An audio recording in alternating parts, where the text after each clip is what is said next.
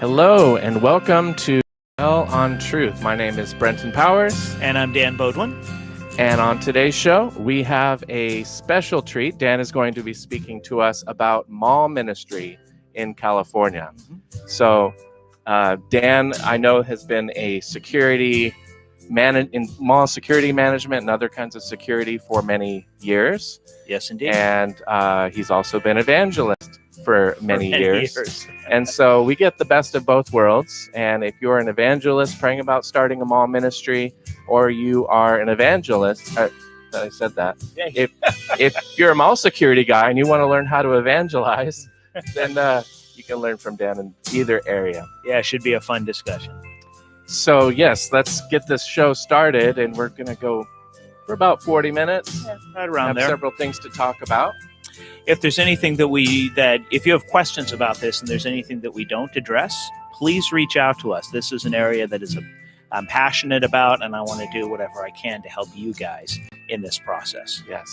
So we'll be talking about why is Dan sharing about this? What are some key points, some good tips, the process, the table setup, what to do and what not to do, and just some closing remarks. Yeah, like so many areas of evangelism, there are good and bad ways of doing this. It's always good to evangelize, but methodology can matter too. All right. So let's get started. Absolutely. All right.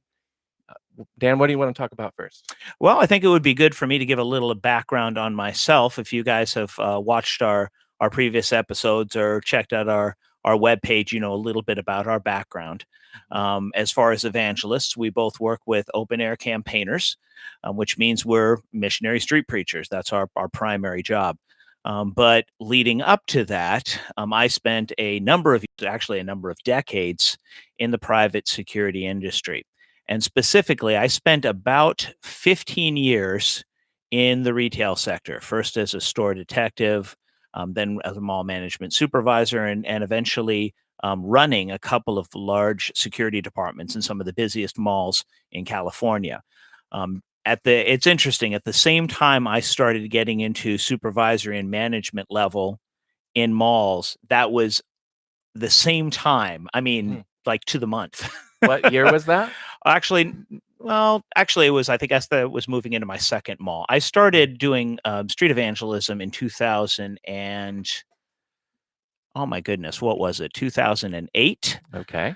And that was actually when I moved into my second mall. So I misspoke a little bit there. Okay. But so I've been doing security management mall security for about 15 years and street evangelism for about 13. Okay. So a lot of time there. And so Dan is an expert. That's what you need to understand. Yes. I think it's fair to say that I'm an expert in both of these to some extent. And just about his character, if this is the first time you've watched any of our videos, I think Dan is a very even keel character. At least when he's doing ministries, every time I see him, he's been good at keeping calm and diffusing situations is one of his strengths. And Thank you for that. You don't want to go into a mall with an antagonistic spirit, unless you want problems with security. Correct, and that's one of the key points in a lot of evangelism. I mean, the same could be said dealing with anybody on the street, dealing with law enforcement on the street, but particularly in this kind of a situation. And California gives us some unique opportunities as far as sharing the gospel, and we'll cover that in a minute. But a key point is this: the people in the mall, if you've tried to do mall ministry before and gotten kicked out, don't think about them as your enemies. They're really not. There are some people. There will be mall managers who hate Jesus. There will be security officers that are, wannabe cops that are going to have a chip on their shoulder and try to throw their weight around. But those are really the exception and not the rule. So we'll get into some of the do's and don'ts. Yeah.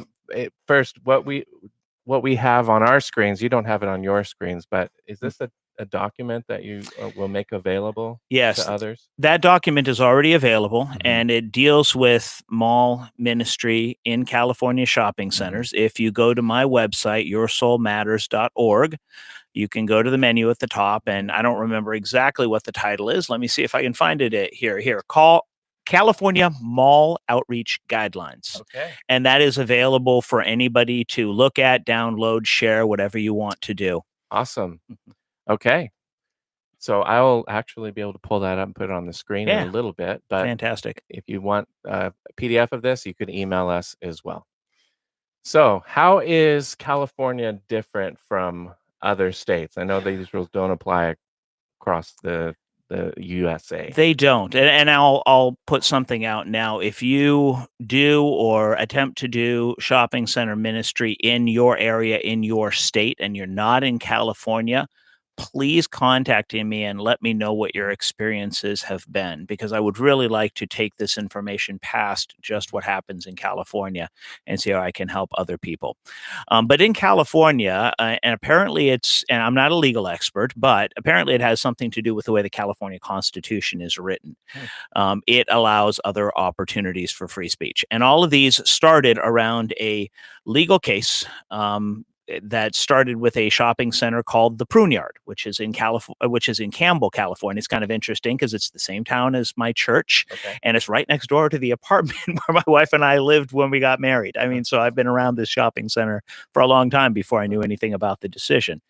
But what happened was a group of kids, I think they were high school kids, if I remember correctly, were doing a project for school, and they were looking at collecting political signatures for some bill that was going to be in process. So they went to the local shopping center, the Prune Yard.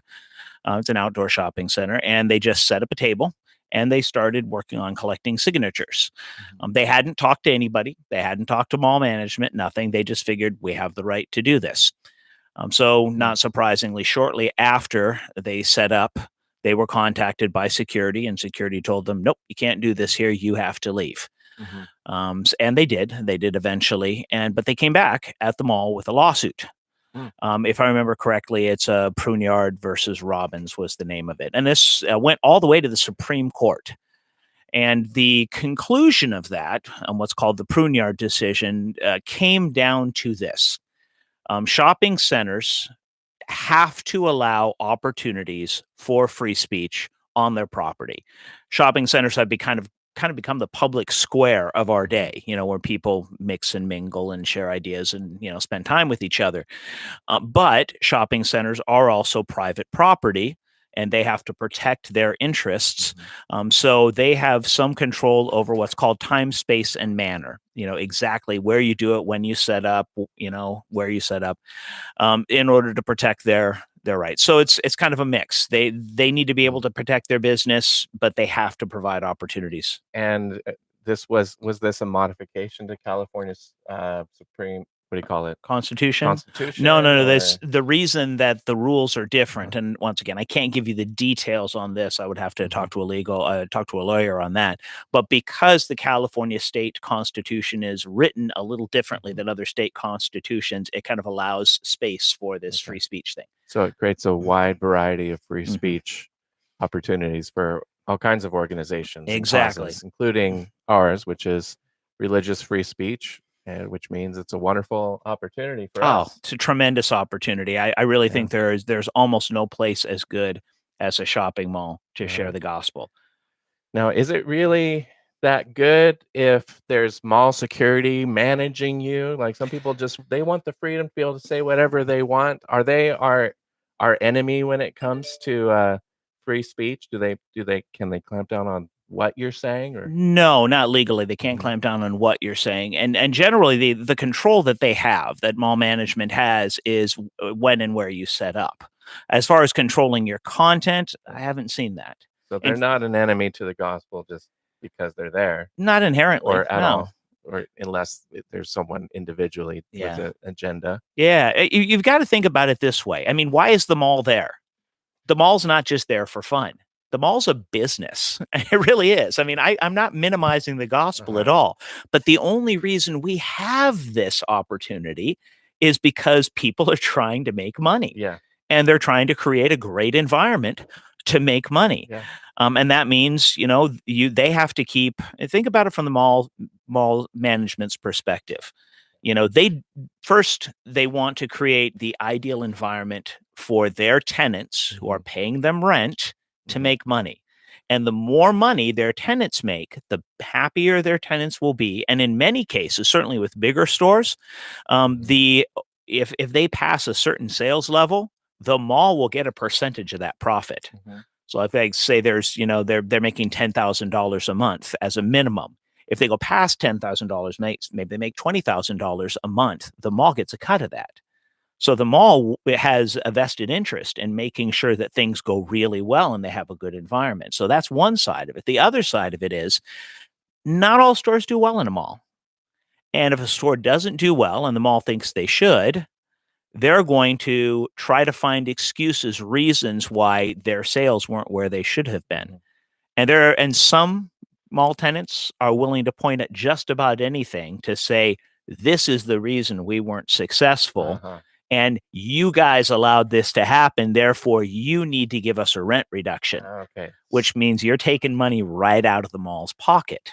So it's not in our interests to detract from anyone's business because we Correct. could get our invitation revoked, or what could happen? They're just gonna set it Theoretically, us? yeah. I mean, if and there's always an excuse that they could come up with to kick you out, and maybe it's illegitimate, and maybe you could take legal action and get that right back. But do you really want to go through that? I don't. The point you're trying to make is that mall management and security is not your enemy. Correct.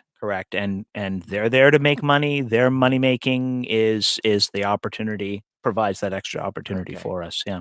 So is there anything else people need to know about before they go and get started at the mall? What they need to consider, just as far as the context that they're entering into? Yeah, there's a lot of different things that you can look at. First of all, know the property that you're going to be going onto. Every mall is different. There are indoor malls, there are outdoor malls, there are small local malls, there are big regional malls, and each one is going to have different types of stores, different kinds of traffic patterns, and you need to keep those in mind. Some malls are going to be really busy, like some of the outlet malls, that are more, working class. Those are going to be pretty busy through the week. So what's your process for kind of discovering those Mhm. situations Well, and first, figuring out the best place? yeah, first thing you got to scout the mall, which means you got to spend some time there. If you don't shop there regularly, show up at a couple of different times. Maybe, go during the day, during the week. Are there enough people to do some work there? If you have that free time, go in the evening, go on a Saturday or a Sunday. Figure out when the people are there, because that's what you're going for. You're trying to be there when the most people are there to reach. Um, And do you need to contact the mall management when you're scouting, or and not when you're just before scouting. you decide to go? Yeah, yeah. Well, I mean, sometimes that can help. If you're not sure about what to do, I mean, there's nothing wrong with contacting mall management right at the beginning. I mean, they're not going to give you a date right away. They're going to wait for you to fill out the application. And if you have some ideas about the rules, that's going to help. And of course, often when you get the mall application, it's going to have a map that lists the primary and secondary locations where you're allowed to set up. Okay. So sometimes it's helped That to might save some time if they Yeah, get it can. that before looking at every square inch of the mall and This is true. thinking, should I do this? Should I do it there? Yeah, Maybe get a couple of ideas where you would like to do it, and correct. then go ask, are these possible places, or do you have a place that you prefer?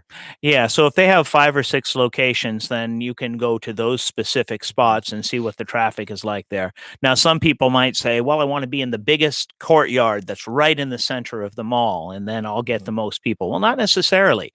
In a big o open courtyard at the center of the mall, there's plenty of space for people to just avoid you, to walk way around, and maybe you're trying to sell something, or maybe they don't like religion or whatever it is, and they can just skirt around you as far as possible. I prefer something not in a tiny corridor, but in kind of one of the normal corridors in the mall, where people that are walking by kind of necessity are going to come close enough to your table so they can see your signs, see your literature, and have some idea. And you can give them a friendly greeting and maybe hand out a piece of or hold out a piece of literature they can see it, without being loud or yelling across a corridor at them, because that's going to be disruptive. Right. Yeah, Okay. and maybe scare them away too. And do mall management, do they have their own unique policy, or is it, like, should you ask for any literature like of them documented, or just have a verbal agreement with them? Oh no, you're definitely going to need paperwork. Yeah. You're definitely going to need paperwork. Usually, it's going to be called free speech guidelines or expressive activity guidelines, and it's going to be a packet. That's what you want to get. So they'll give that to you. You Mhm. fill it out, and Yep. they'll ask for your personal contact information. I recently went through this with Pier 39. Yeah, in San They Francisco. gave me a packet. Didn't have the application in it, but it had their rules, their guidelines, and they said to apply. Yeah. And they just wanted to know, who are you? When are you going to be here? So we can be aware of what's going on and monitor it, right? Yeah, exactly. And depending on the mall and the location and the company, there are a couple of primary, mall management companies, certainly in California, who run most of the big malls. And so they're going to have the ones connected with the same company are going to have very similar guidelines. So that's helpful.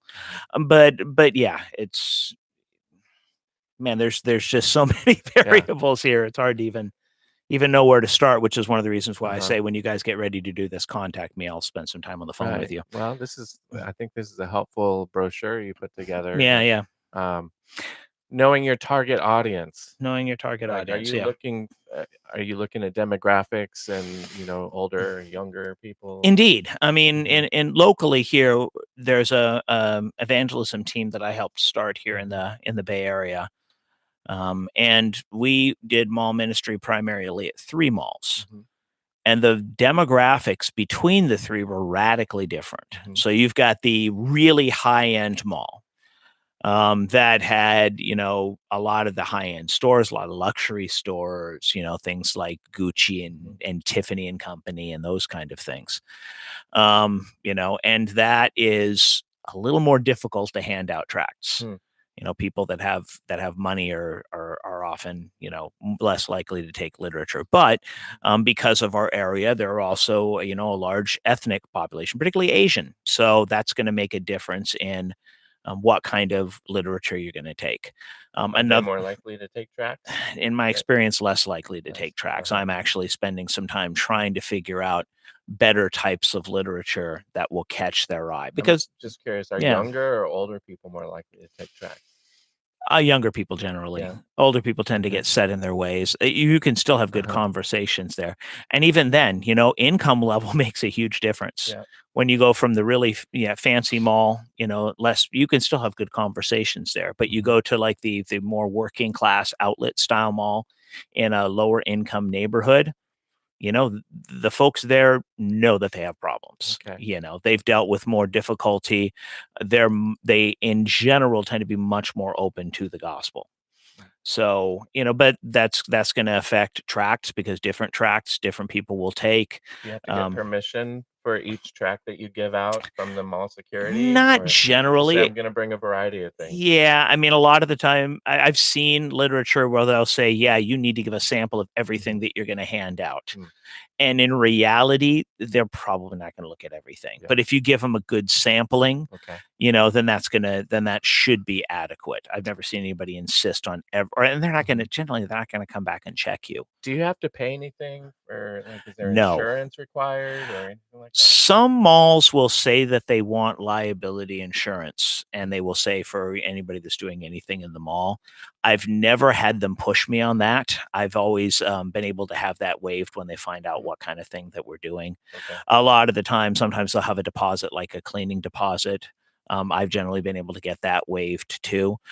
But along those lines, one of the things they're worried about is us creating a mess that they're going to have to spend extra money cleaning up. So, for instance, if you're handing out gospel tracts, pick them up on the ground. Very seldom do they get thrown on the ground if you use good tracts, and we'll talk about that a little bit more later. But if you've got 2 or 3 of you every half an hour or an hour, if somebody makes a quick sweep, a little ways up the corridor both ways to pick up stuff off the ground or off benches or things like that, and they see that we're doing our due diligence and trying to keep the place clean. And that's gonna give you some points with mall management. You won't have to pay their cleaning person to clean up after you. Yeah, as far as pay, actually charging them. I mean, I have seen churches that have rented booths or kiosks or something like that in order to have like longer term outreach, and that's fine. But if you're doing a free speech table and they're trying to charge you for it, they're breaking the law. Oh, wow. They cannot Okay. force you to pay to exercise your free speech rights. Okay. Well, I want to go through some of these points because you have it pretty well laid Mhm. out. What do you do next after you've gotten permission from them? Mhm. Or you? How long does that take to get permission from them? Usually it doesn't take too long. So yeah, you get the packet, you do a little exploration, figure out the best spots, fill it out, give it back to the mall management. Sometimes they'll say a week or two in advance. I would Okay. say at least a couple of weeks in advance if you can. You want to make sure that they have Okay. enough time to consider everything. Um, Pier 39, they ask you just a week in advance, yeah, a yeah, week before, or yeah, or even less, I think 72 hours or Yeah, something like that's that. But true. at least a week in advance Yeah. would be considerate to them, and that's important. You want these people to be your friends. And remember, they're an evangelism project too. They need to hear the gospel just as much as the people walking through. Yeah. Is there Um, any cases when they've not given you the permission? Very rarely. The only time that generally you're not going to get permission, in my experience at least, and every mall is a little bit different, is when they have big events going on, Mhm. particularly during the holidays. Like some of the malls that we go to, one in particular, which is just crazy packed during the Christmas time. They will not allow any free speech between like Thanksgiving Day and New Year's because, of Yeah. course, that is the time really when shopping centers make their money. Yeah. That's when they go from the red to the black. That's why it's called Black Friday. Yeah. It's because the sales on that day are enough to make them profitable. I mean, it's that big of a thing. Yep. So if the mall's really tight, they don't want anything that's going to get in the way of foot traffic and sales for those days. What But if someone runs into a mall that's just stubborn and says, "Nope, we're not going to give you permission." Period. What, should they contact you and can you help Yeah, them? you can contact me and I will definitely be willing to help. If Mhm. it's a California mall, they don't have the option. Mm. Now, maybe the manager there, and it's usually the marketing manager that takes care of this kind of stuff that coordinates it. Maybe they're ignorant on this particular issue. So you may have to Mhm. say, well, here's the reason why it's a legal thing. You don't have the option. Mm. If push comes to shove, there are legal help organizations out there that deal specifically with Christian free speech. Okay. If you're wondering about those, give me a call. I can recommend you to a couple. I've called them before. And where do they find your phone number? My phone number, if you can find it on oacnorcal.org. We've got both of Yeah. our phone numbers. You Yeah, want that's to give it probably the out easiest. on the video here? Sure. 408 768 9262. Please Okay. don't spam me. Okay. So So let's assume you got permission, you have the place picked out, Mhm. um, and then ha and okay, so now there's an open door. Mhm. Now what? Well, you'll get your date where you can set up. Okay. You want to plan about the kind of materials that you're going to bring with you. That's going to be gospel tracks first and foremost. What Not about other people? oh yeah, that's true. Yeah. It is always helpful to have at least one or two other people. Now, you do want to limit the number of people. Most malls are not going to want 20 people gathered around your table, Mhm. as far as volunteers and just wandering out into the aisles grabbing whoever goes by. Yeah. Usually between 2 and 4 is about the right number of Okay. people at a literature table. That's a good number. So gather your Um, Christian friends yes. or church recruit from your church family, Mhm. and then you can go tell someone about Jesus. Yes, and the church family is always good. I mean, I work with people from other churches, but you're not going to be able to follow up on everybody that Yeah. comes and asks for information. You do want to have local churches to recommend Yeah. them to. Right. You Because know. you're at a specific local mall, Hmm. so people coming to that mall would probably be able to reach local churches. Hmm. You know, invite them to a church in another state No, or you don't. And that's actually Uh-huh. important too, because sometimes, I mean, if it's a major shopping mall, there will be people from out of the area who will Mhm. be visiting too. So finding a couple of websites, if you're part of a church organization, a particular denomination, knowing the website for your denomination or your church organization, so that you can send people to search for an appropriate church. But you don't have to recruit from only people that live in that city. No, Anyone from no. anywhere can Any come and Yeah, join you. Yeah, that can actually Okay. be helpful. Yeah. Cool. All right. So you roll up the day of. Mm-hmm. What is your setup process like? Um, Generally, I'm going to do a couple of things. First, you want to get there early. Mhm. You want to get there early because you need to make sure that the table is set up, particularly if you're inviting other people. Say you're going to be there from 11 o'clock a.m. to 3 p.m. You want to show up at like 10:30. If you're the one organizing Do you it, need a table? you do need a table. Well, you don't have to bring your own table. Mhm. Generally, the way it's going to work in the mall is they're going to have their table. Mhm. They'll put it up for you. They'll put a nice tablecloth on it Cool. and everything like that, and they'll set it up for you. The big thing is a lot of the time when you show up, it's not going to be set up yet. Yeah. I mean, they have But to. you could bring your own table. Yeah. Usually they want to use their own. Okay. That's a question to ask, but generally I would go with what they have, and it's usually a nice big table with plenty of space. And you just throw all your tracks on there, scattered. No. Well, I mean, people have different philosophies on the best way to set up a track table. Some people will say, let's spread our tracks out so there's much color and, eye-catching stuff as possible to draw people in.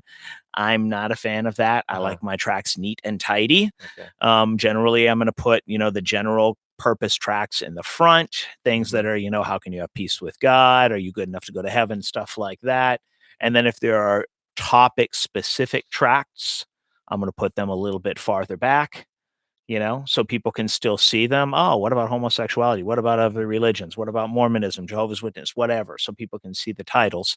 And then if you can say at the big dollar items toward the back, things like Bibles, things like DVDs, and I usually bring those kind of things, but I don't want just anybody and everybody grabbing them because anybody and everybody will grab them, and you'll be, out a lot of money for materials that will probably never be looked at again. Yeah. The higher, So you reserve that for people Yes. who are really interested and Correct. they're going to read the Bible. Exactly. Not just, free stuff. I'll take one of everything. Exactly, because that will happen. That will happen. That will happen on the Uh-huh. streets too, but it will happen in the mall. Okay. Yeah. So the high dollar items, save those for the good conversations so that you Okay. can keep somebody's mind going afterwards. Maybe instead of a whole Bible, you take a Gospel of John. Gospel of Johns are good. I mean, Bibles these days, don't get this wrong, folks. Printed paper Bibles are almost passe for the younger generations. I still like a paper Bible every once in a while, but I'll be honest, most of my Bible reading I do on my Kindle. It's electronic, and I like the paper one because Yeah. it has less pop-ups. yeah, and part of that is personal preference. But the point is this: if somebody wants a Bible, Mhm. particularly Download a free app. Exactly. Mhm. Anybody with a smartphone can get a free Bible. Anybody with a tablet or a computer can get a free Bible, can read it for free. Okay. So, So tracts, Bibles, Yeah. brightly colored stuff, keep Yeah. it neat and tidy. Do you Mhm. have to wear a name tag or have any contact info or business cards? Name tag, you can. You don't have to. Some kind of contact information is really important. Whether that is a business card, since I'm a missionary, I always have business cards with me.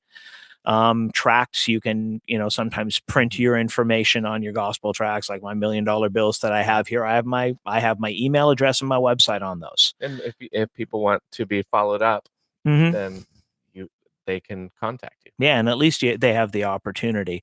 If you are a member of a local church, and you ought to be, make sure that you have some pamphlets from your church. For me, I know the group that I have done ministry with, they used to, and I think they still do, have a card with about a dozen or two local solid Bible believing churches. So Yeah. not just around the mall, but stretching a little bit wider, maybe 60 miles in, different directions. So if somebody isn't immediately near their church, Yeah. they still have recommendations. This church is dependable. You can go ahead and go there if you can't come all the way down here. And you don't consider it a burden or personal inconvenience if they were to follow up and ask them No, questions? no. And Does your phone ring off the hook all the time with prank callers because of doing this? No. I do have some let's just say some interesting folks Mhm. that I've met over the years. And sometimes out of nowhere, I'll get a text or a phone call, asking about, well, I read this in the Bible. I read that in the Bible. And what do you think about this? Yeah. Or they heard some conspiracy theory online and they want to, find out about, Adam's other wife or the book of Enoch or something Yeah. like that. But the bottom line is, I mean, you're there for two reasons. You want to give God glory and you want to see souls saved. Mhm. And my thought process is the majority of discipling should be done in a local church. Yeah. That's the context for it. But you need to be willing to spend the time with that person who makes the connection and they want to talk to you specifically. Right. Yeah. So So just that value of your soul matters. And yes, that's why you have the website named that that way. is exactly why I have the Because website named that way. People's souls are worth spending that few minutes on a phone call once in a while, or the inconvenience of having to look up a Bible verse that someone is asking for. It's Yeah. worth any suffering that you're gonna have. One soul brought to Jesus should be worth every minute of your time, every penny in your bank account, and every drop of blood in your veins. Mhm. Seriously, that's how important it is. Mhm. And if you don't feel that sometimes, then maybe you need to spend a little time. Maybe you're not ready for this. Maybe you're not ready for this. Maybe there needs to be some repentance and going to God with this. But Yeah. it really is that important. Yep. Okay. So you arrive early. Are there Yes. do's and don'ts? Don't be late. Absolutely, don't be late. It is easy when you've got all this stuff and all this material to collect and people to contact and all this stuff to get caught up in the details Mhm. and end up, trying to fit too much stuff into too little time. I say this as somebody who does this regularly, and I've been convicted on that. So yeah, make sure that you do your preparation early so you can arrive early. You want to contact management generally when you get there. Yeah. So once again, you can make sure your table is set up. Sometimes they'll have you sign in or leave an ID or something like that. That's fine. Okay. Um, Any other to-dos or um, don't do? yeah. First of all, do be polite to the people there, whether it's mall management staff or whether it's employees or whether it's people coming by. Be polite, be respectful. It's okay to challenge people gently, but yeah, we do it with a heart of love. Remember what Scripture says: if you have not love, you have nothing. So do be polite and respectful, And friendly. yes, and friendly. Do be careful about your environment when you're handing out tracts. You will be likely in a high traffic area. You want to make sure that you're not blocking foot traffic. Blocking foot traffic means inconvenienced customers. It means people can't get to the store as they want as easily, and it means complaints from mall management. So you don't want that. Don't stray too far from the table, from your designated area. Okay. So the fact that they give you a space to hand out tracts does not mean you can walk or should walk anywhere in the mall to hand stuff out. How far might you go? 'Cause I'm one of those wanderers that if I see Yeah, people no, I on get it. I'm on this side of the hallway and I see most people are walking on that side, I might cross the hall. Yeah. Generally, I would say try to stay within arm's reach of the table. Okay.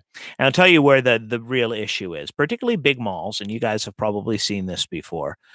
There are some very aggressive salespeople, Oh, yeah. particularly when it comes to some of the booths and kiosks. If these people are paid on commission, they'll Yeah. come up to you, they'll follow you, they'll be loud, they'll try to take you by the arm and lead you back to their kiosk. We used to call it hawking. Wow. And it can be extremely obnoxious. And my goodness, I issued so many So we fines. shouldn't grab people and drag them to our table, huh? Okay. If you want to make sure you're politely not invited back, that will do it. Okay. So, Got it. now, if you're holding up a tract, always good thing. When you're holding up a tract, did you get one of these? So they feel like they're missing something if they don't take it. Hold it up so people can see it. If people think you're handing out some kind of promotional thing or a coupon or something, they may ask. then tell them it's a gospel tract. It talks about how you can have peace with God, something like that. I even wonder about using the term gospel tract anymore, because just the phrase doesn't mean much to any people. It's about Jesus. It's about how you can have peace with God. It's about how you can go to heaven when you die, something like that. But let them be able to see it. And you don't lie about what it is. No, you don't lie about what it is. It is what it is. That's fine. Ticket to heaven. Take it to heaven. That's fine. Yeah. Is that really what it is, though? There is actually a gospel tract called Ticket to Heaven, Ticket to Hell from Living Waters. And it's actually a good one. Yeah. I like to use the question that's actually on the tract. If it says, do you know the meaning of life? I ask people, hey, do you know the meaning of life? Oh. If it says, are you a good person? Guess what I ask them? Are you a good person? Yes, exactly. It's a great icebreaker. It is. No brainer. You don't have to come up with something, reinvent the wheel. No. Oh, rule number 1 about handing out tracts: do not hand out something you haven't read yourself. That's really important, because or that you disagree with. Yeah, not all tracts are created equal. They're really not. Yeah. And reading it and being able to kind of springboard off the title or off something that's in there is really going to help you with those conversations. And speaking of conversations, does it ever turn into arguments? It can. It can. Do you want to go there and debate and win the argument? Debate, it depends on what you mean by debate. If it's intense and you guys are standing there having a quiet conversation between the two of you, maybe part of that is going to take prayer and discernment over time.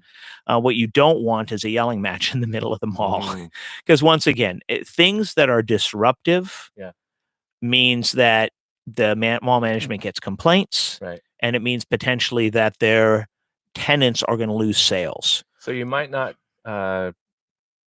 speak as loudly as you do on the streets. Like if a scoffer often would walk by and shout something as they're 20 feet away. Would you shout, "Hey, come back here and have some courage" in a mall? Maybe. Really? Maybe. I wouldn't say yell. I would say raise my voice a little bit, maybe under the right circumstances. But yeah, you want to be careful. Would you advise other people to do that? Probably not. Okay. Probably not. Dan knows his limits. Yeah. Probably better to be safe and not shout at people or call them things, call them cowards across the mall. Yeah. I don't really call them cowards. I said some courage. Yeah, have some courage and come back, because it could be taken that way. It could be. Call me a coward? Yeah. Well, if they come back and ask that, no, clearly not, because you came back, didn't you? Yeah, that's another thing. Use your judgment. That's another thing we could have a discussion. What are the right and wrong ways to get people to come back? But anyway, there's a quote from Ray Comfort when he was teaching people how to open air preach, and he says there's a fine line between getting someone's attention and getting punched in the face. You'll find that line. Yeah, you'll find that line. But I'd rather err on the side of not getting punched in the face. Yeah, in my 13 years, I've only had somebody try to punch me once, and that was about 11 years ago. So I guess I'm doing okay. Yeah, good. Well, I've almost come close to punching you. No, just no, we get Thanks, brother. We do. Okay, so don't get in loud arguments or discussions. Can you open air preach? No. There are open air preaching is wonderful. We're both open air preachers, of course, and I've been doing it for a long time, well over a decade. There's nothing wrong with, standing up on a box and opening a Bible and just sharing, God's word from God's word and calling people to repentance. Not in the mall, though. Okay. It's so much of what we do as far as evangelism and which tools we choose to use is venue specific. Yeah. And we've talked a lot about that. I think we're going to probably talk about that more in future shows. What about there's a group of 5 or 6 young people kind of chilling. Use a boisterous voice and be engaging and say, "Hey guys, you want to hear about this?" And conversational loudness. Yeah, it's okay to raise your voice a little bit, but be to a crowd that's already there. Yes, but be aware of what's going on around you. You can kind of gauge the reaction just by, people. If you're having an intense conversation, people are going to notice, and it will cause people to stop and listen. But if people 30 feet away are being so attracted by it that they're coming in and listening, or Yeah. maybe you see them react strongly Yeah. by something. Well, maybe you're a little too loud, maybe you're Oh. a little too disruptive. So some of us who don't pick up those cues that people are giving, maybe go Yeah. with someone else who notices, hey, they're like backing away as you're like walking into their personal space. Yeah, You know, exactly. be aware of that and help each other out. Yeah, I can't emphasize this enough. Yes, the gospel is the most important thing that we could share. Mhm. But remember, you're in a private business. The mall was created so that they could make money. And because of that desire, you have been afforded this amazing opportunity. But, if the mall's not making money, that opportunity goes away. Mhm. So keep that in mind. Yeah. And once again, they're not your enemies. They're trying to make, trying to conduct business. If all goes well, you can be there for years. Absolutely. We've got our local evangelism group that I'm part of, and we've been, prior to COVID, we're getting ready to get started again, but spent Things are opening what? up. Yeah. And then that's why we're doing this today, Yes. because we're getting to the point where we can open up. And we can start going into malls again. But yeah, they've been doing ministry in malls off and on for 10 or 15 years, well over a dozen years at least, that I've been working with I them. think my aunt and uncle were a part of one of those Yes. small outreaches for a Yes, while. indeed they were. Yeah. Indeed they were. So it's a great opportunity, and you need to think long term. I think with evangelism in general, you don't just want to preach the gospel in a location once. If it's a good location, you want to be able to keep coming back and reaching the people that will continue to go there. So you've got to keep that in mind. What's your methodology going to be? How are you Yeah. going to deal with people in positions of authority? And even what are the opinions of the people that frequent that area? Because wherever you go to evangelize, there will be regulars, Okay. and they will watch what you do, and word will get around, and that makes a difference in how people are going to respond and listen or not listen.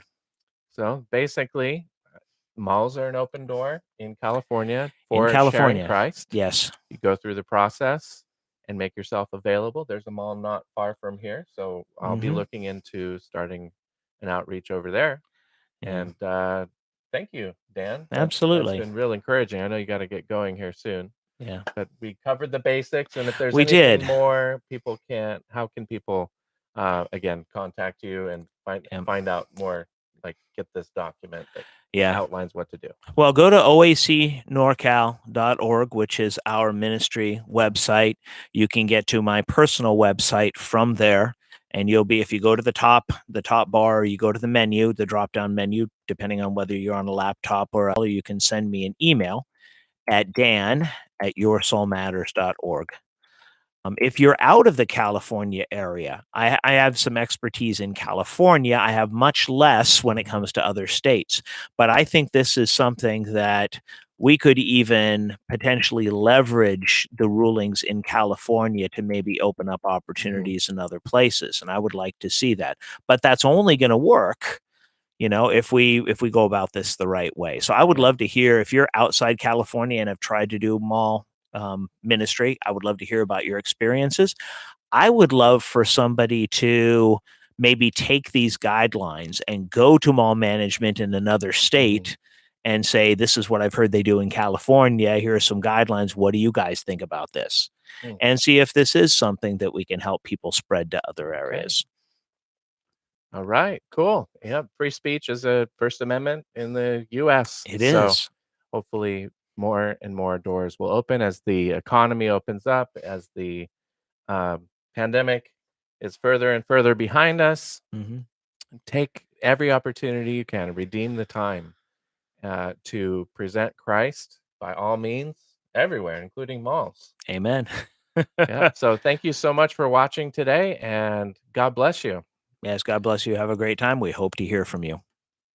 And if there's anything else, then please, you can also contact me at OAC Dwell on Truth, Yeah. which is the name of the podcast. So thank you for listening, and please, if you're watching this on YouTube and you want to subscribe to our audio podcast, that's in most podcast apps. Try saying that 3 times fast. Just search for No, Dwell on thanks. Truth with Brenton Powers. and I've been co-hosting now with Dan this season. On our next Mhm. episode, I will be sharing one of the areas of my expertise, Mhm. if you call it. I haven't been paid for art, but I have an art Yeah. portfolio, and I'd love to share this technique of using a portfolio to actually do a lot of the open air campaigners presentations and some of the unique ones that I've come up with. So Yeah. tune in again next time on Dwell on Truth podcast and Open Air Encounters Yeah. YouTube at Yep. Open Air Campaigners NorCal, OAC NorCal. oacnorcal.org. Yep. May God richly bless you as you continue to present Christ. By all means, everywhere. And I'm trying to find my mouse so I can end the live feed, but it's lost. So, all right. God bless. Have a There wonderful it is. day. There you go. All right. Let's go out with some music.